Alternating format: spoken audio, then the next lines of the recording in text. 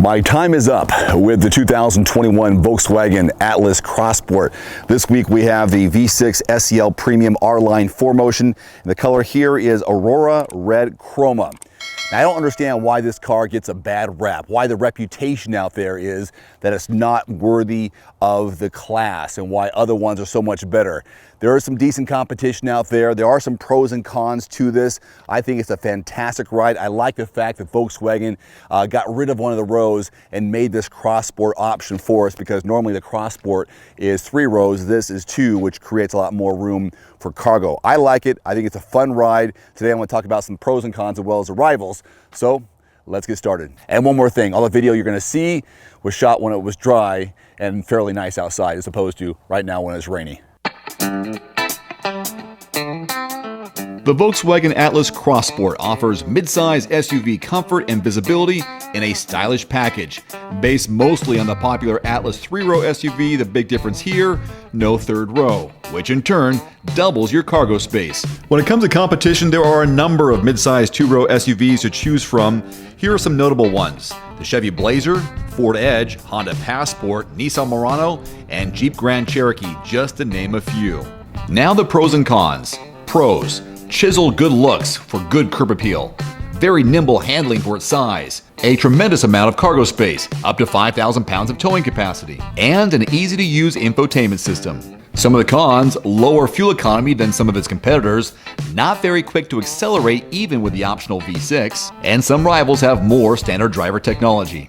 Here's the breakdown on all trim levels and price differences. The entry-level S trim starts around $31,000 and comes with key exterior features like an engine start-stop system, a 4-wheel independent suspension, 18-inch wheels, LED headlights, fog lights, LED brake lights, rain-sensing wipers, and heated side mirrors. Inside the S trim level, you'd find cloth upholstery, a 6-way manual driver's seat, a 60-40 split full-flat second-row cruise control, front USB and 12-volt ports, 6.5-inch touchscreen, 6 speakers, Bluetooth, and a lot more. Safety technology includes forward collision warning with pedestrian monitoring, automatic emergency braking, blind spot monitoring, and rear cross traffic alert. For about $34,000, the SE trim level adds leatherette upholstery, a leather-wrapped steering wheel, 10-way power driver's seat, rear center armrest, dual-zone climate control, USB ports for the second row, front footwell lighting, dynamic guidelines for the backup camera, proximity key, a 8-inch touchscreen, power liftgate, satellite radio, and wireless smart charging.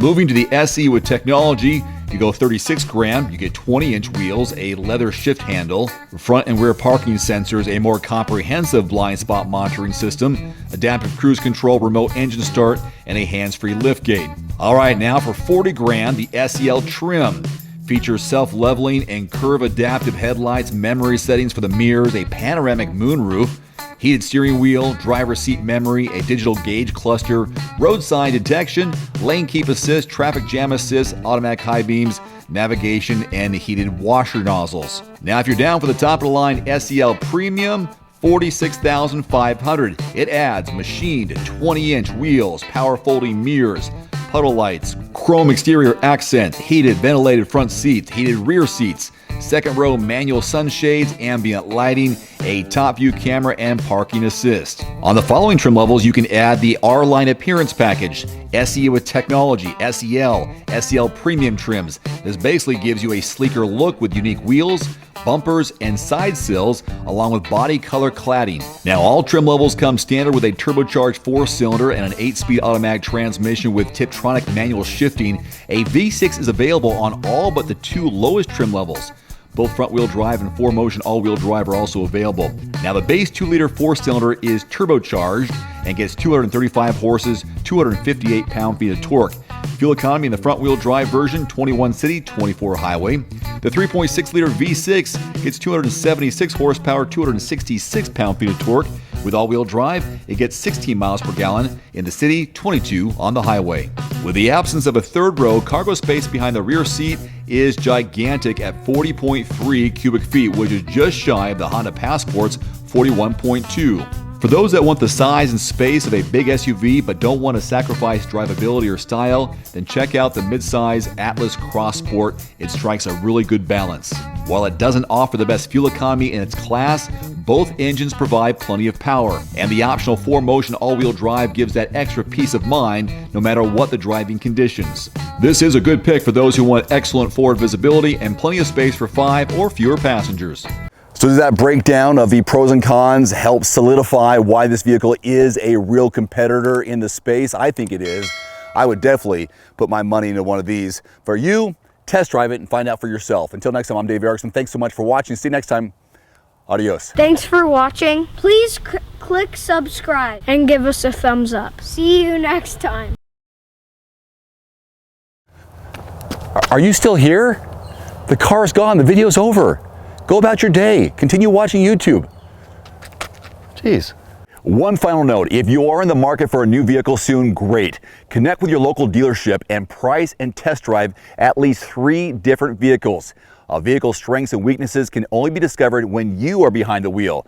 My reviews can be good, but you need to test drive these yourself.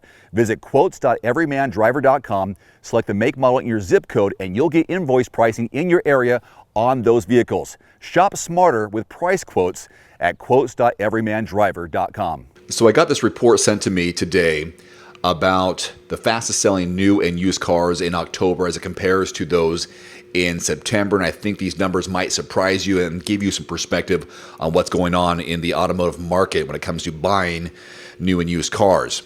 And this came from iSeeCars.com. I'll put a link to the study below this video. So the microchip shortage continues to impact car sales. You see the car lots right now, they're very empty, half of what they used to be. Well, this has really interrupted production, has lowered the supply of new and used, so it's all about supply and demand.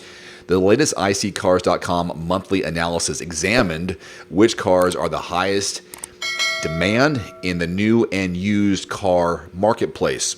So if you're out there searching by using quotes.everymandriver.com, you kind of narrow down your focus. So they analyzed over 250,000 new and used cars sold last month. They found that overall, the average new car takes 31.7 days to sell compared to 24.6 days last month.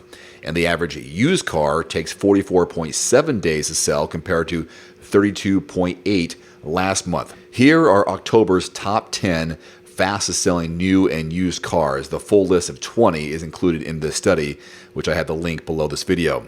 So the fastest selling new car is a Kia Seltos, 7.7 days, followed by the Toyota Highlander Hybrid, again just under 8 days. And then in the 9-day category, we've got the CR-V, Sienna, Telluride, and Mercedes-Benz GLS, all under 10 days.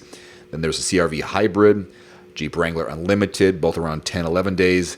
The RAV4 Hybrid took 11.4, and the Subaru Crosstrek 11.5 days. Again, the average is 31.7 days. So used cars aren't selling as fast. Honda Insight, 20 days. Toyota Prius Prime, 21. Tesla Model 3, which I have, still takes just 3 weeks to sell, so that's pretty fast. The Eclipse Cross for Mitsubishi, 23. Honda HR-V, 23. These are used. Prius, and you can see the full list right there. So again, 44.7 days. The key findings from this list: both new cars and used cars took more than a week longer to sell in October versus September.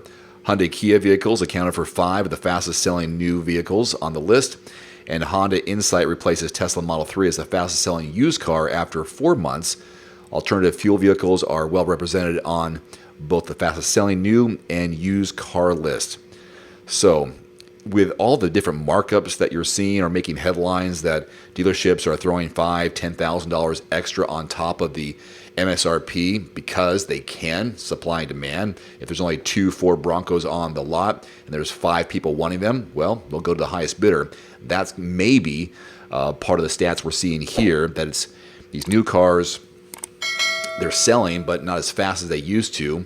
So people aren't willing to maybe pay for the higher prices. It's hard to tell.